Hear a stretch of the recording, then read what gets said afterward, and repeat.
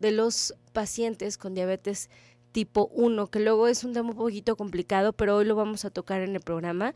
Y si te interesa comunicarte con nosotros, puedes hacerlo a través de los teléfonos en cabina: 31 22 11 90, 36 47 18 83.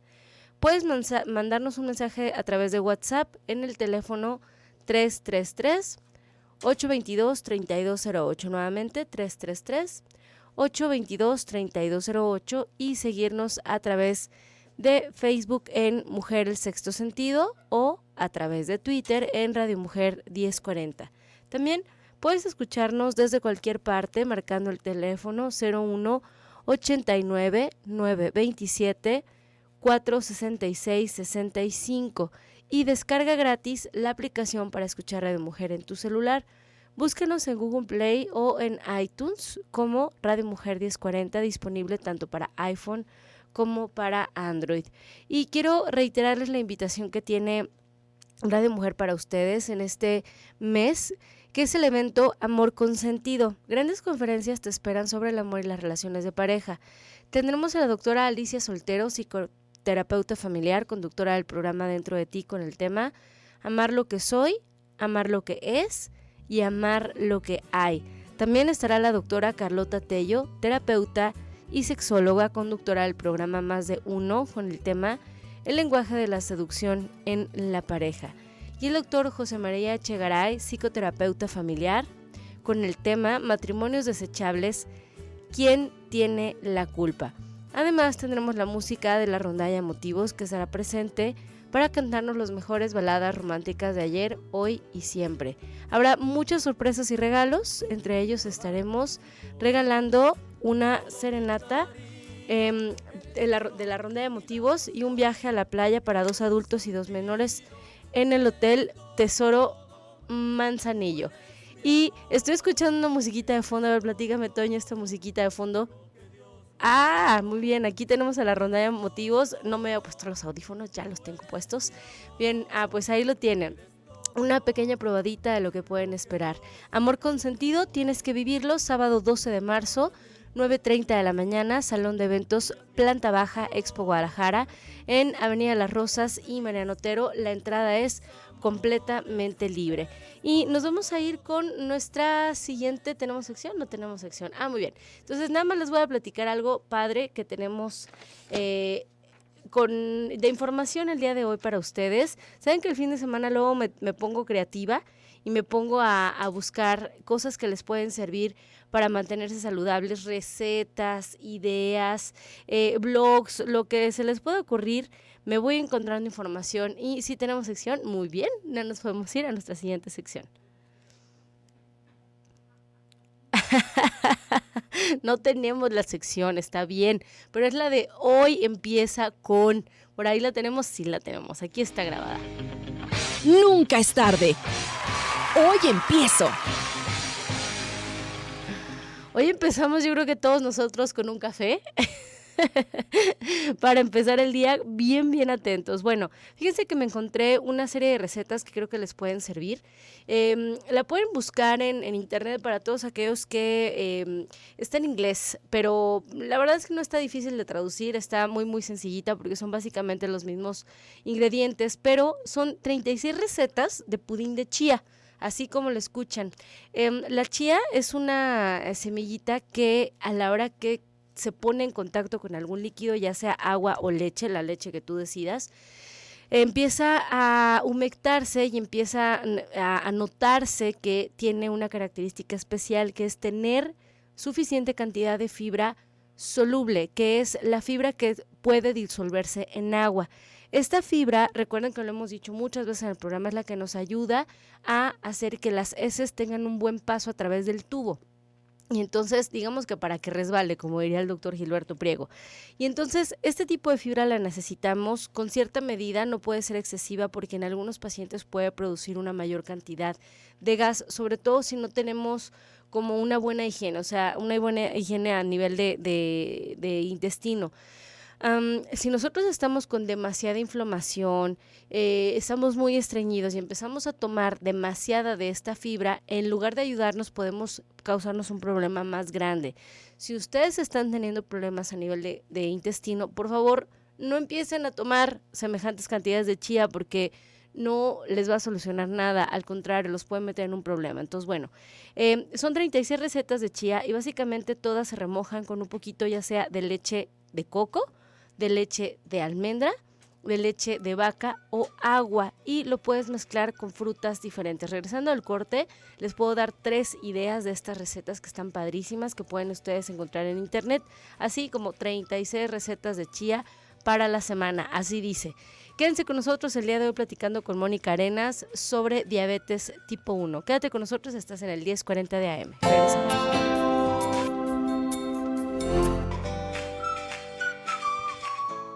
7:19 de la mañana, estamos de vuelta en tu programa Nutrición y Vida. El día de hoy me van a disculpar, pues traigo como una especie de alergia, que qué barbaridad. Entonces, si de repente hablo así como un poco mormado, bueno, discúlpenme, es el clima.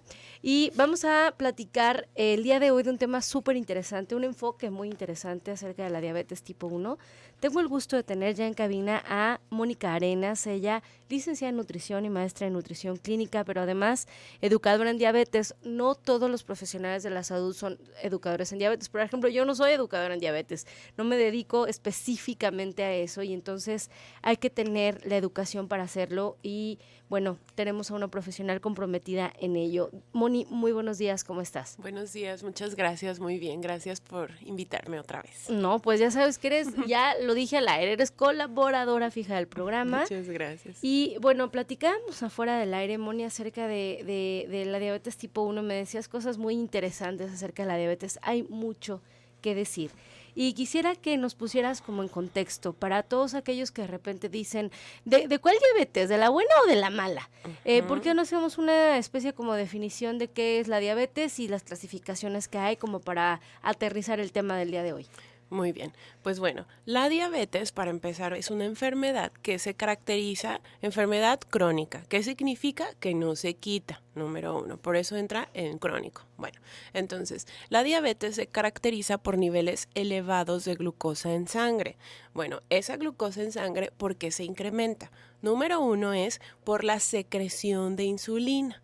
Nosotros hemos dicho que la insulina se produce en unas células beta que están en el famoso páncreas. Entonces, uno es que yo no produzco en la diabetes tipo 2 la cantidad suficiente de insulina. Si decimos algo, la insulina sería como una llave que va a abrir la puerta para que lo que yo comí, que es la glucosa, entre a la célula y se convierta en energía. Entonces, eso es la secreción, producción de insulina, ¿sale?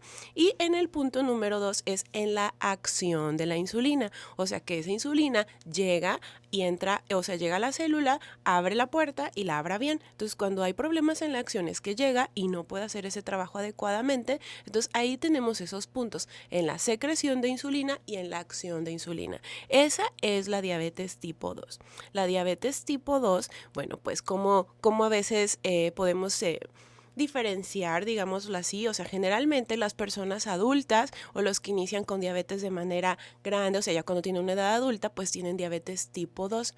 Sin embargo, también hay casos de niños que tienen diabetes tipo 2, ¿no? Porque normalmente la diabetes que se diagnostica en la infancia es la famosa diabetes tipo 1. Y en la diabetes tipo 1, pues se caracteriza por la deficiencia de insulina. ¿Y por qué yo dejo de producir insulina? En mi cuerpo hay como, digamos, unos Pac-Mans, o sea, esa acción autoinmune, ¿no? Yo les digo Pac-Man porque es el monito, bla, bla, bla, y se come, o ya no puede producir la insulina, ¿no? De manera adecuada. Entonces, mi páncreas pierde la capacidad de producción de insulina. Entonces, esto es por un proceso autoinmune. O sea, yo no puedo controlarlo, ni el papá puede controlarlo. Y también algo muy importante, entramos, ¿no?, en los famosos mitos, porque luego hay un diagnóstico de diabetes tipo 1 y todo el mundo dice, ¿pero qué fue? ¿Qué comió? ¿Qué hizo? ¿Yo qué hice como papá? Entonces, es algo autoinmune. Cuando nosotros realmente, o en la ciencia se pueda controlar el sistema, o sea, ese punto de la autoinmunidad, pues bueno, va a haber mucha solución a muchos problemas que hay. Entonces, 1, acción y secreción en la diabetes tipo 2, y en la diabetes tipo 1 es en completamente la secreción por un proceso autoinmune.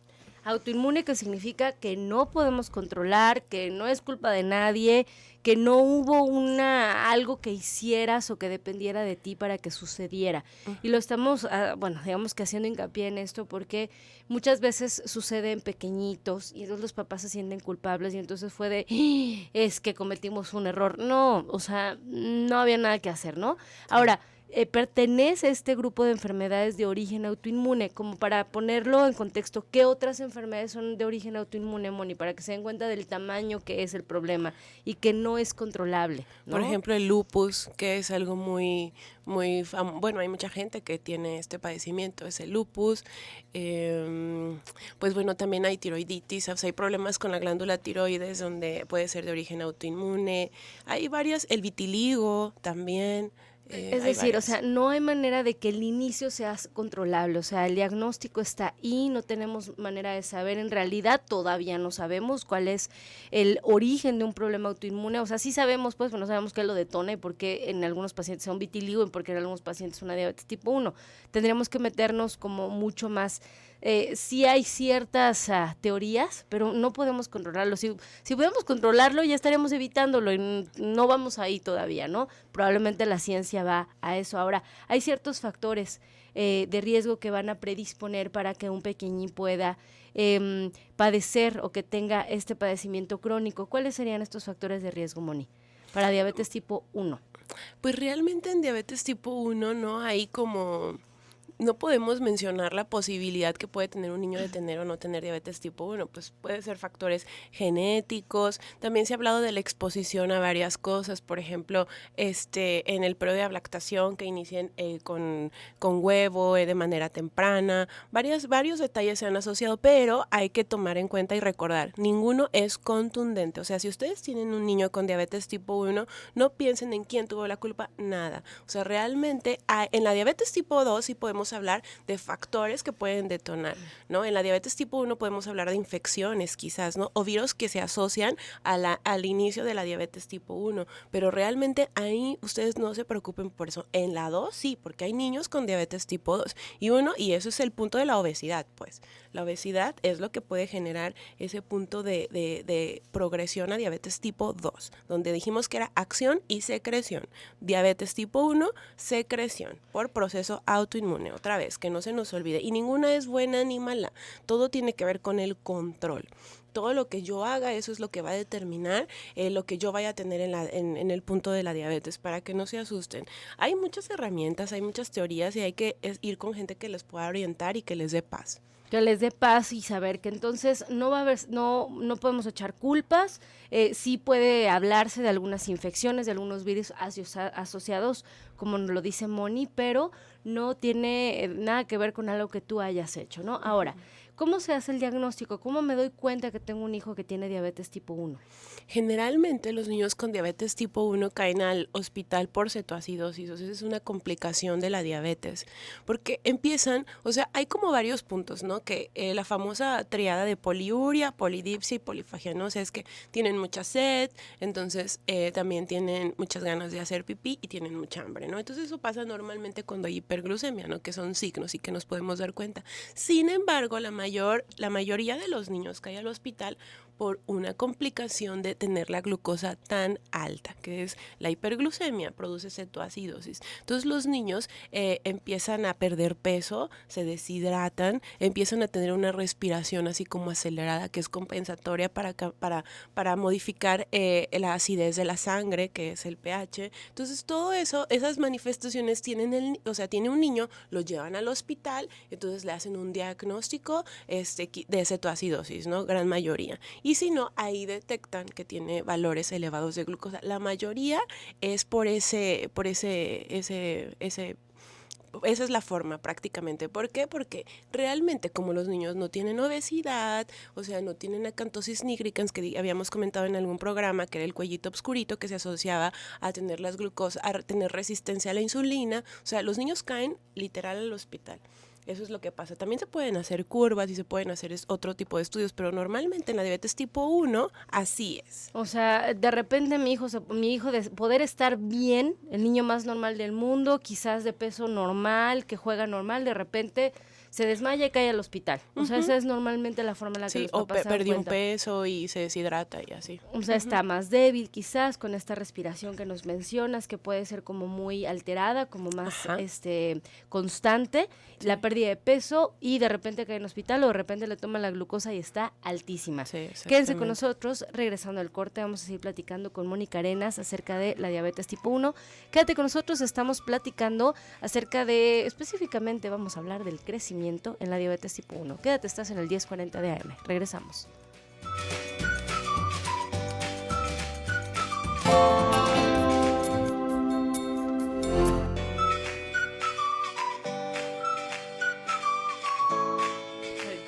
Sí. 7:35 de la mañana, estamos en tu programa Nutrición y Vida hablando de temas muy interesantes fuera del área, que yo creo que es un tema que podemos retomar, Moni. Estábamos hablando acerca de qué tan importante es empezar a incentivar el uso de dietas vegetarianas, pero no es el tema del día de hoy. La verdad es que podríamos hablar o relacionarlo con el control de la diabetes al final del programa, pero quiero que quede bien claro que el tema del día de hoy es diabetes tipo 1, en que hay algunas cosas de moda en el mundo de nutrición que luego nos asustan a las nutriólogas, pero vamos a seguir platicando. Moni, diabetes tipo 1, ya nos dijiste cuáles son los tipos de diabetes, digamos que las afectaciones en las que puede haber, que es en la secreción o la acción de la insulina. Ya dijimos que la diabetes tipo 1 específicamente tiene que ver con la secreción de la insulina, que es esta incapacidad de las células beta del páncreas de crearlo y que tiene un origen de manera común autoinmune. Y esto quiere decir que no lo podemos controlar, que la forma de darse cuenta es normalmente en pequeñitos, donde van a caer al hospital con una cetoacidosis o con una modificación en la respiración, una pérdida de peso inusual y sobre todo con la característica típica de esta enfermedad, que es una glucosa alta en el torrente sanguíneo. Bien, Moni, entonces, antes de irnos al corte nos decías que lo más importante de esta enfermedad es el control. ¿Cómo es que el control puede afectar a un pequeñín que tenga diabetes tipo 1? ¿Qué pasaría si está en control? ¿Qué pasaría si no está en control? Pues bueno, para empezar, cuando un paciente está en control, pues hablamos, pues teóricamente el paciente debe de tener un equilibrio en su nivel de glucosa y eso o sea, porque tuvimos ese equilibrio en el nivel de glucosa, porque el paciente comió adecuadamente y utilizó la dosis adecuada de insulina. O sea, yo no puedo tener un buen control si no me pongo la dosis adecuada de insulina y si no como bien, porque si no se va a ver reflejado en mis valores de glucosa, tanto altos como en bajos. Entonces, es muy importante que nosotros enseñemos al paciente o que los chavos o las mamás entiendan que los niños con diabetes deben de comer bastante bien. Hay diferentes técnicas y algo que está muy interesante y que de seguro si ustedes conocen a alguien con diabetes o tienen algún hijo con diabetes tipo 1, pues hablan de la famosa técnica del conteo de carbohidratos, que es una técnica donde nosotros contamos la cantidad de carbohidratos que voy a consumir y me aplico la dosis adecuada o justa prácticamente de insulina para llegar a valores adecuados después de comer. O sea, esa técnica está muy padre y luego podemos hablar de ella. Sin embargo, yo sé, y como estamos hablando de crecimiento y en la consulta noto que estamos muy interesados solamente en carbohidratos y dejamos sin control las proteínas y dejamos sin control las famosas grasas, ¿no? Entonces, acordémonos que para nosotros tener un crecimiento adecuado debo de tener un control en los macronutrientes, que son proteínas, que son grasas y que son carbohidratos. Entonces, ¿cómo voy a lograr que un niño llegue o tenga una talla adecuada? Pues es proporcionándole una cantidad suficiente de esos tres. Acuérdense que las proteínas, o sea, si nosotros hablamos que se hace un diagnóstico en la infancia y ya sabemos que las proteínas de alto valor biológico son importantes y son básicas para el crecimiento, pues entonces no es algo, o sea, que ya lo sé, pues, o sea, debo de contarle bien las proteínas a ese niño para que logre su tamaño correspondiente. Entonces, le damos proteína, mantenemos niveles adecuados de glucosa y el niño no va a sacrificar crecimiento, ¿no? O sea, a menos de que realmente tenga, o sea, claro, hay circunstancias, por eso tienen que ir con su médico, obviamente, para que les haga evaluaciones. El endocrinólogo evalúa su desarrollo sexual, evalúa la tiroides, o sea, todo, ustedes tienen que ir con un endocrinólogo. Entonces ellos van a estar de la mano con su nutriólogo, su educador en diabetes, para proporcionarle lo suficiente y el niño crece porque crece, si no hay otra cosa, obviamente, de fondo. De fondo, exacto. O sea, el niño sí va a crecer. Ahora, ojo, estamos hablando de una diabetes en la que es necesaria la insulina, porque si no el Exacto. niño, ¿qué le pasa si no tiene insulina, Moni? Pues tiene hiperglucemias y bueno, si no tenemos, o sea, para empezar, todos somos dependientes de insulina, ¿no? Entonces, cualquiera que ahorita estemos hablando de yo dependo de la insulina, Luisa, todos dependemos de la insulina. La diferencia es si yo produzco esa insulina o si yo me la tengo que aplicar, porque si no tenemos insulina, pues fallecemos, o sea, ese es el punto. Entonces, me tengo que poner, si tengo diabetes tipo 1, la cantidad suficiente. Entonces es bien importante que, por favor, o sea, no se puede tener un buen control sin utilizar la insulina. Es muy Adecuada. importante. Sí, o sea, en diabetes tipo 1 el niño si no se la está poniendo como debe, se puede morir, así de fácil, es así de sencillo. Entonces nada de que a lo mejor lo llevo con el hierbero o lo No se llevo puede, con se muere. un tecito, se va a morir. Sí. Entonces necesita insulina, necesitan ir con el médico para que haga el ajuste de la insulina que se llama basal y las insulinas que se llaman para cada consumo, ¿no? Sí, preprandial. Algo que quiero que no se me pase hablando de eso del hierbero y demás, es que hay una etapa después del diagnóstico que es la famosa luna de miel. Entonces los niños empiezan a tener valores de glucosa dentro de la normalidad o sus requerimientos que les dio el doctor empiezan a disminuir y entonces en ese tiempo como estamos desesperados, vamos al hierbero, al brujo, lo que sea, entonces ahora dicen es que el brujo lo curó o el hierbero. No, es algo bien conocido que es la luna de miel, que hay pacientes que les puede durar hasta 2 años, donde mantienen dosis chiquititas, o sea, entonces ahí, ojo, o sea, no caigan en eso, es parte de la enfermedad, es parte de cómo es la historia, para que no confundamos La situación. parte de la historia natural de la enfermedad. Platícanos un poquito de esto. Esta luna de miel es donde hay una especie como de estabilidad, pero es una estabilidad como falsa, Moni, o cómo podrías llamarla. Pues si lo podemos poner así como muy simple, yo les comento que es como el último estirón que podamos, o sea, nosotros tenemos nuevamente como una secreción, pues es el último estirón. Entonces hay pacientes que se mantienen con dosis basales. La dosis basal sería solamente la que se ponen en la noche o por ejemplo los niños chiquitos, ellos utilizan otro tipo de insulina que es la intermedia para su requerimiento basal. Entonces nosotros ahí tenemos el último estirón prácticamente y el paciente se mantiene con valores normales de glucosa y no es asociado a una cura, sino es algo que sucede pues. O sea, digamos que el páncreas, acuérdense, es como una esponjita generadora de insulina y a veces en los niños, o sea, digamos que ya que tienen el diagnóstico, a veces el páncreas todavía produce un poquito y entonces digamos que sigue habiendo este transporte que pareciera normal o menos grave de lo que en realidad es, pero se le va a acabar. Sí. O sea, es precisamente ese problema de la diabetes. Se va a acabar la capacidad de la producción de insulina en la diabetes tipo 1 y necesita ser, digamos que de manera exógena el que puedas dar la insulina, que este niño pueda seguir teniendo este transporte de glucosa. Entonces, nada de que lo curó el hierbero y lo curó la cosa mágica que le dieron, no funciona así, es parte de la enfermedad.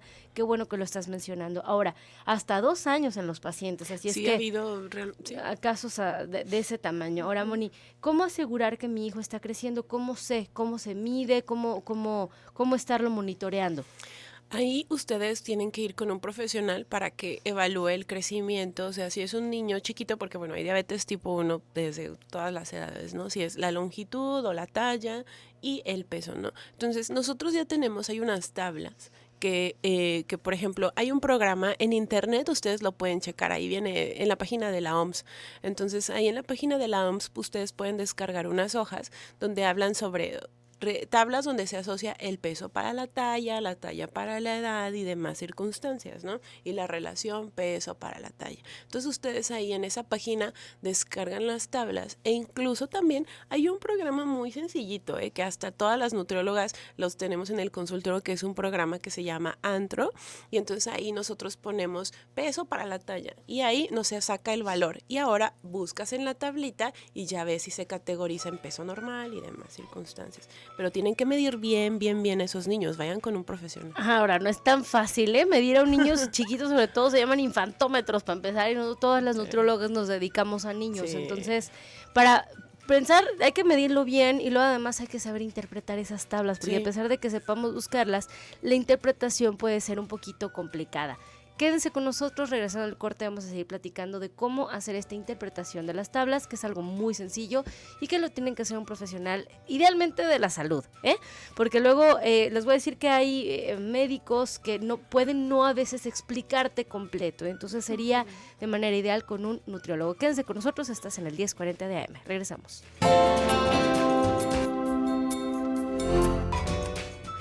7:49 de la mañana, estamos de vuelta en tu programa Nutrición y Vida. El día de hoy hablando de un tema muy, muy interesante. Estamos hablando sobre el crecimiento en diabetes tipo 1, específicamente diabetes tipo 1, que ya explicamos que es una diabetes de origen autoinmune, que tiene que ver con la secreción de la insulina en las células beta del páncreas y que puede verse esto de manera más común en pequeños. El diagnóstico se da de manera más temprana y que vamos a tener que estar al pendiente del peso para la talla, de la talla para la edad, y que esto lo podemos encontrar en tablas, que primero hay que tomar bien las medidas, ¿no? No puede ser en la báscula esa en la que nada más te pesas y que nunca la has calibrado, que están ahí en el piso de tu baño, y no puede ser con una medición como, digamos que convencional, tiene que ser de las manos de un profesional, y que además, ya habiendo tomado estas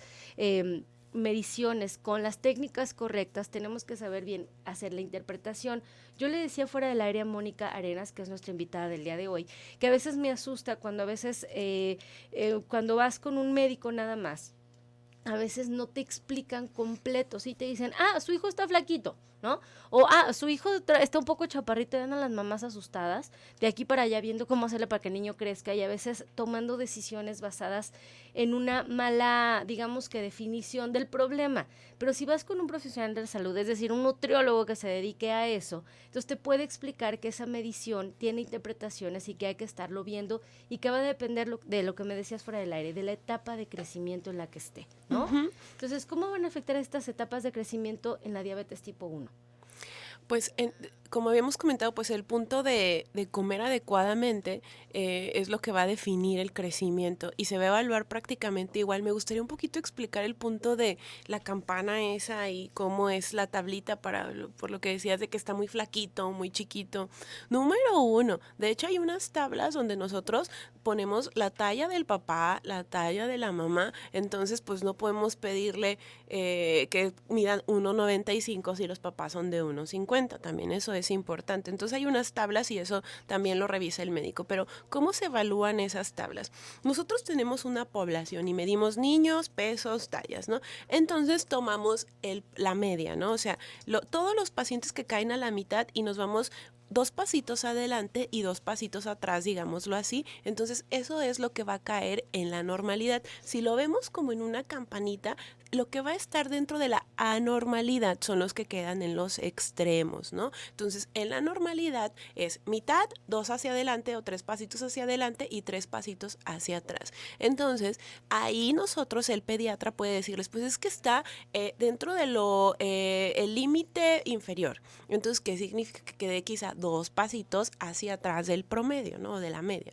Entonces, es muy importante que vayan con alguien que evalúe. En diabetes tipo 1 se utilizan las mismas tablas, o sea, no hay una tabla diferente para niños con diabetes tipo 1 o para niños que no tengan diabetes, o sea, se evalúan completamente idéntico. Entonces, vemos eso de los pasitos y agreguémosle el punto de la talla de los papás, porque eso es muy importante. Sí, es súper importante. Ahora, ¿hay manera, Moni, de hacer que los pacientitos con o sin diabetes puedan, digamos que, alcanzar sus picos máximos de crecimiento? ¿Existiría alguna técnica especial o no existe nada, no?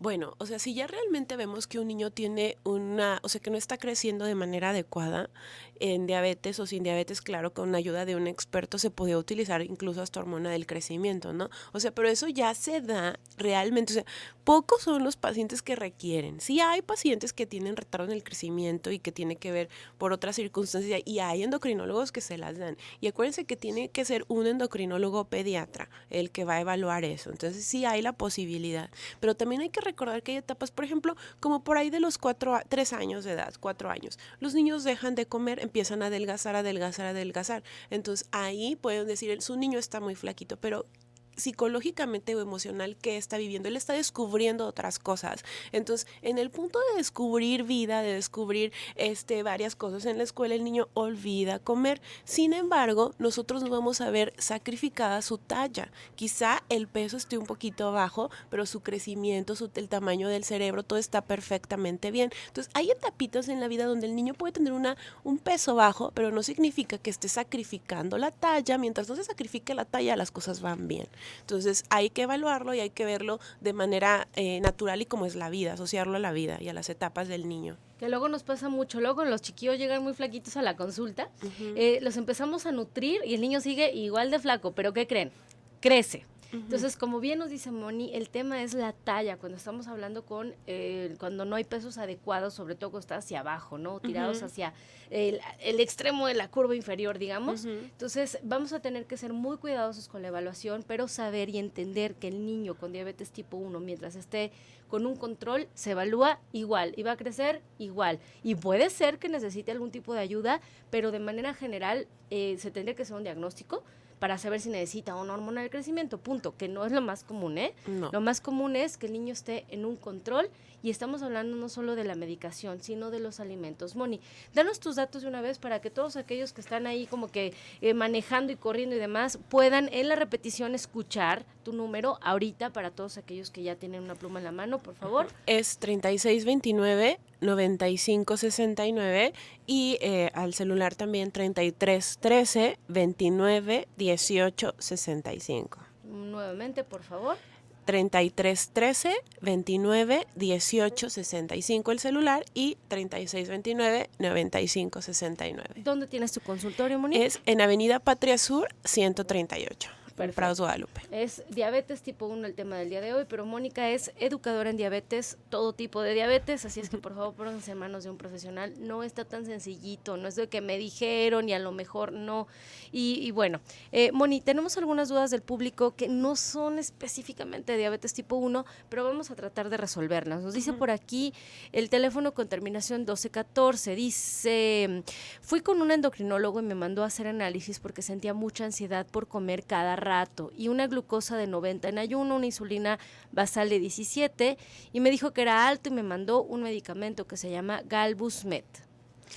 Pues aquí creo que lo más importante y me gustaría que nos describieras cómo eres físicamente, ¿no? Porque nosotros podemos detectar con nuestra forma de cuerpo varios puntos, ¿no? O sea, resistencia a la insulina, porque bueno, te dieron metformina, ¿no? Entonces ya hemos platicado del punto que es un sensibilizador y demás. Aquí nos hace falta información sobre tu peso, sobre tu talla, sobre tu actividad física, qué es lo que comes y de ahí qué es lo que nosotros vamos a ver. O sea, bueno, sí tenemos insulina quizá un poquito alta, pero el punto es ver la respuesta después de comer, o sea, en qué se basó, qué fue, qué parámetros utilizó. Nos hace falta información. Me gustaría saber más sobre tu peso y hay que trabajar duro sobre todo en la circunferencia abdominal, porque hay que recordar que el exceso de peso, la circunferencia abdominal nos genera resistencia a la insulina. ¿Tienes acantosis nigricans o no tienes? Entonces realmente vas a requerir insulina, haces ejercicio, no haces ejercicio y demás. O sea, hay una serie de cosas que ver, no te quedes con la respuesta que te demos el día de hoy, por favor, busca un profesional de la salud, especialista en nutrición que se dedique a eso. Bien, nos dice, buenos días, ¿qué opinas de ese mito que dice que cuando tienes una experiencia terrible en tu vida te da diabetes, como un asalto, un accidente, etcétera? Pues sí, es un mito tal cual, porque imagínense, todo lo que vivimos al día tendríamos todos diabetes. O sea, claro que hay circunstancias donde nosotros podemos tener hiperglucemias que se asocian pues al estrés y demás, pero tenemos la capacidad y la producción, o sea, podemos producir insulina y se controla todo el punto. Entonces, realmente eso es un mito. No hay que la emoción ni nada. Hay cosas que cuando ya el cuerpo está mal, o sea, cuando ya no tenemos la secreción adecuada, pues no la tenemos. Y entonces hay cosas que pueden detonar, pero era un punto que ya venía de la obesidad, de la historia y de demás cosas. Y en la diabetes tipo 1 realmente eso para nada. No En la tiene diabetes nada que tipo ver. no tiene nada que ver. En la tipo 2, Absolutamente bueno, nada que pues ver. ahí existió el mito, pero en la 1, nada. O sea, si el paciente tenía, por ejemplo, 10 años de descontrol y no había detectado una diabetes y de repente por un susto cae en el hospital, bueno, me queda claro que por eso se dieron cuenta, pero no fue eso lo que se lo detonó. Ojo, cuando tenemos un diagnóstico específicamente de diabetes tipo 2, se dice que el paciente ya tiene 10 años de deterioro a nivel al menos arterial, ¿no? Entonces, por favor, no inventen, es un mito, no funciona así y no tampoco les va a dar diabetes si se comen un pedacito de bolillo después de un susto, ¿eh? Así es que Sí, tampoco. o sea, me encantaría que fuera tan fácil que las Sí. cosas sucedan así, pero no son. Es un poquito más complicado. Moni, como siempre, nos quedamos cortas, se nos acabó el tiempo de un tema tan interesante, pero muchísimas gracias. Tenemos ya tus datos y la información. Muchísimas gracias. Gracias a ti. Un abrazo y espero tenerte dentro del próximo mes en un programa igual de interesante. Los vamos a dejar Gracias. en un programa más del doctor Gilberto Priego. Espero que tengan un excelente inicio de semana.